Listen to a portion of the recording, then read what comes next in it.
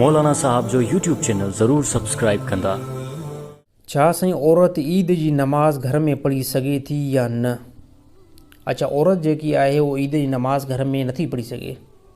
तमामु अहादीस अहिड़ी तरह साहबा जी रिवायतुनि खां मालूम थिए थो त औरतुनि जेको आहे ईद जी नमाज़ घर में न पढ़ी आहे।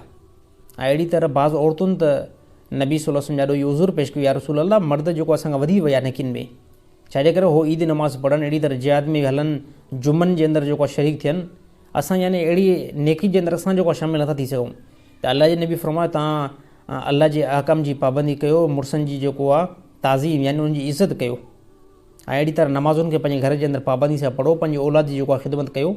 ऐं जेके बि जीअं हदीस मफ़हूम आहे, जेके बि मर्द वञी करे नेकियूं कंदा न, त अल्लाह ताला एतिरो जेको अजुर तव्हांखे बि ॾींदो घर में वेहण में ई।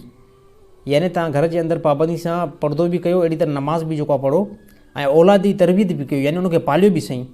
त बंदा मर्द जेके बि नेकियूं ॿार कनि था, उन्हनि जे बराबरि अल्लाह ताला तव्हांखे बि जेको आहे नेकी ऐं अजुर ॾींदो। त औरतूं जेकी आहे, उहो औरतूं जेके बि आहिनि ईद जी नमाज़ जेको अदा नथियूं करे सघनि।